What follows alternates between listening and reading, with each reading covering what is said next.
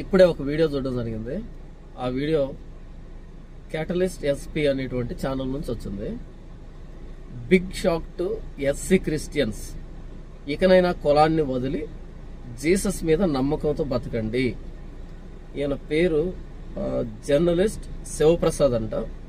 దీని గురించి నాకు తెలియదు. మరి big shock to SC Christians, ఇకనైనా కులాన్ని వదిలి జీసస్ మీద నమ్మకంతో బతకండి అంటూ ఒక వీడియో పెట్టాడు ఈ శివప్రసాద్ గారు.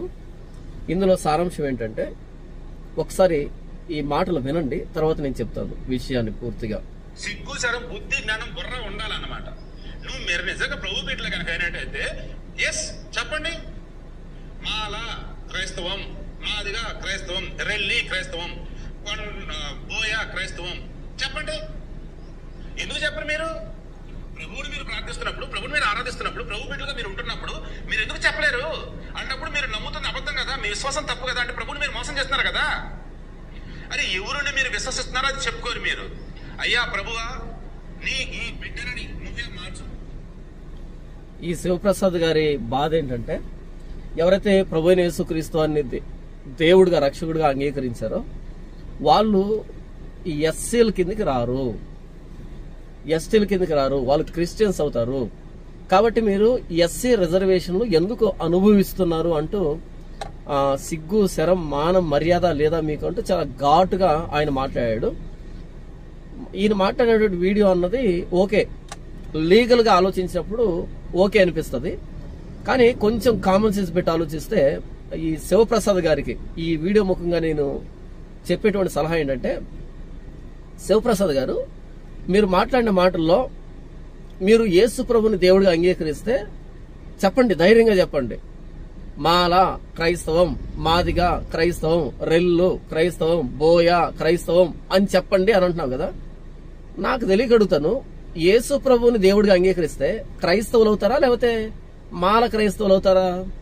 యేసు ప్రభుని అంగీకరిస్తే క్రైస్తవులు అవుతారా లేకపోతే మాది క్రైస్తవులు అవుతారా? యేసు ప్రభుని దేవుడిగా అంగీకరిస్తే బోయ క్రైస్తవులు అవుతారా? యేసు క్రీస్తుని అంగీకరిస్తే రెల్లు క్రైస్తవులు అవుతారా? కారబ్బా, యేసు ప్రభుని దేవుడిగా అంగీకరిస్తే క్రైస్తవులు అవుతారంతే. వెనక ముందు ప్రిఫిక్స్ సఫిక్స్లు ఏం రావు, కేవలం క్రైస్తవులు అవుతారు. మీరు ఇంత పరుషంగా మాట్లాడారు కదా, మానం మర్యాద సిగ్గు ఏంటో ఉంటే అని మీరు మాట్లాడారు కదా.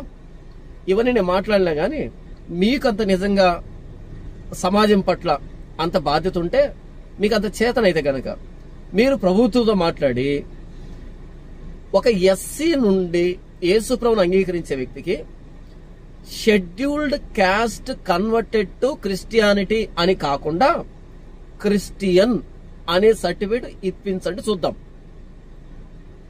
జర్నలిస్ట్ శివప్రసాద్ గారు ఇంకొకసారి చెప్తే చాలా జాగ్రత్త వినండి. ఒక ఎస్సీ వ్యక్తి యేసుక్రీస్తును అంగీకరిస్తే ఆ వ్యక్తికి ఎంఆర్ ఆఫీసులో ఇచ్చే సర్టిఫికేట్ ఏంటో తెలుసా మీకు?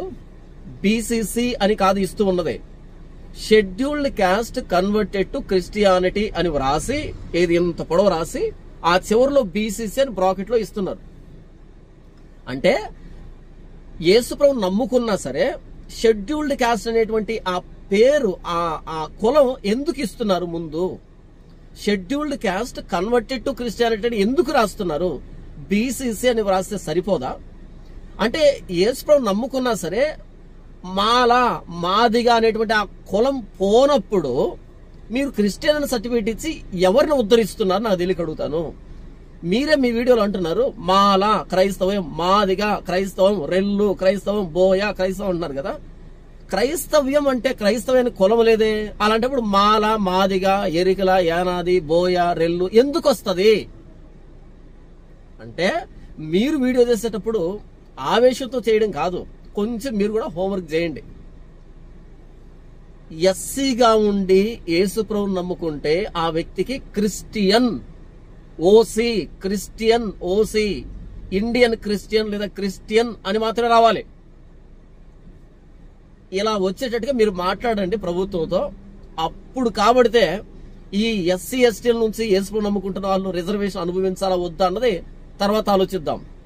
వీళ్ళు యేసు ప్రభువును నమ్ముకున్నా సరే మాల క్రిస్టియన్ అంటూ ఉన్నప్పుడు, మాల అనేది పోనప్పుడు మాదిగా క్రిస్టియన్ అంటూ ఉంటే మాదిగా అనేది పోనప్పుడు, ఆ కులం పోనప్పుడు మరి రిజర్వేషన్ ఎందుకు అనుభవించకూడదు? ఏ శివప్రసాద్ గారు కొంచెం మీరు కూడా ఆలోచించండి. సిగ్గు, శరం, మానం, మర్యాద ఈ పదాలు ప్రయోగించకండి. బీసీసీ అని రావట్లేదు సర్టిఫికెట్ లో. ఒక ఎస్సీ యేసుప్రభు నమ్ముకుంటే బీసీసీ అని రావట్లేదు. ఒకప్పుడు ఓసీ ఉండేది, ఇండియన్ క్రిస్టియన్ ఓసీ అని ఉండేది. ఇప్పుడు ఏమైందంటే అందరు ఓసీ అయితే ఎలా అనే ఉద్దేశంతో scheduled caste converted to Christianity అని ఇంత పొడవ రాసి ఆ చివరిలో బ్రాకెట్ లో బీసీసీ అని రాస్తున్నారు. అంటే యేసుప్రభు నమ్ముకున్నా సరే కులాన్ని ఆ వ్యక్తికి తగిలించడం మానటం వల్ల ఈ వ్యవస్థ. కాబట్టి మీరు ప్రభుత్వంతో మాట్లాడి ఏం చేస్తారంటే, మీరు జర్నలిస్ట్ కదా, మీరు రాయండి ఆర్టికల్ దీని మీద. ఏం చేస్తారు అంటే, ఎవరైనా యేసుప్రభు నమ్ముకుంటే వాళ్ళని బీసీసీ కిందనో లేకపోతే ఓసీ కిందనో లేకపోతే క్రిస్టియన్ అనే దాని కిందనో రాయండి. వాళ్ళ కులాలు తగిలించకండి, వాళ్ళు కులాన్ని వద్దనే కదా అటు వెళ్తున్నారు, మరలా కులాన్ని ఎందుకు తగిలిస్తున్నారు అని మీరు మాట్లాడండి ప్రభుత్వంతో. అలా మీరు మాట్లాడి ఎవరైనా యేసుప్రభు నమ్ముకుంటే కులంతో ప్రస్తావన లేకుండా క్రిస్టియన్ అనే పదమే వచ్చేటట్టుగా ఉంటే, లేకపోతే బీసీసీ అనేది వచ్చేటట్టుగా ఉంటే, లేకపోతే ఓసీ అని వచ్చేటట్టుగా ఉంటే, అప్పుడు ఎవరైనా ఎస్సీ రిజర్వేషన్ అనుభవిస్తూ ఉంటే అప్పుడు మాట్లాడదాం. శివప్రసాద్ గారు అర్థమైందా? మీకు విషయం తెలియకుండా ఎందుకని గొంతు చించుకుంటారు? తప్పు కదా. ఒక మాదిగ వ్యక్తి యేసుప్రభు నమ్ముకుంటే, ఒక మాల వ్యక్తి యేసుప్రభు నమ్ముకుంటే ఆ కులం పోవట్లే. క్రిస్టియన్ అని తగిలించినా ముందు వెనక ఆ కులం తగిలిస్తున్నారు. ఆ కులం ఉన్నంత కాలం రిజర్వేషన్ అనుభవించడానికి అర్హులే వాళ్ళు. ఆ కులాన్ని తీసివేసి ప్యూర్ గా క్రిస్టియన్ అని ఇవ్వడం మీరు మాట్లాడండి, అలా ఇవ్వమని. అప్పుడు మాట్లాడతాం మిగతా విషయాలు. శివప్రసాద్ గారు మీ మీద కోపంతో నేను మాట్లాడలే. మీరు మాట్లాడిన ఆ సబ్జెక్ట్ లో మీరు విషయ పరిజ్ఞానం లేకుండా మాట్లాడారు, అందుకనే మాట్లాడాల్సి వచ్చింది. చాలా మంది యేసుప్రభు నమ్ముకొని కూడా రిజర్వేషన్ అనుభవిస్తున్నారని మీరు గొంతు చించుకున్నారు కదా. వాళ్ళ కులం పోనప్పుడు, వాళ్ళ కుల ప్రస్తావన లేకుండా వారిని సంబోధించినప్పుడు అప్పుడు మాట్లాడదాం రిజర్వేషన్ గురించి. వాడు ఎస్సీ అయినా ఎస్టీ అయినా ఎవరైనా సరే యేసుప్రభు నమ్ముకున్నప్పుడు కులం పోవట్లేదే, ఆ కులం అలాగే ఉంది. అలాంటప్పుడు రిజర్వేషన్ అనుభవించడానికి అర్హులు కారా? ఎవరైనా ఎస్సీ నుంచి ఎస్టీ నుంచి యేసుప్రభు నమ్ముకుంటే వాళ్ళ కులం తగిలించకుండా ప్యూర్ గా క్రిస్టియన్ అనివ్వండి, లేకపోతే ఇండియన్ క్రిస్టియన్ అనివ్వండి. అప్పుడు వాళ్ళు రిజర్వేషన్ అనుభవిస్తే గనక దాన్ని బట్టి వారి మీద కేసు వేసేదానికి వాళ్ళు అర్హులు అవుతారు.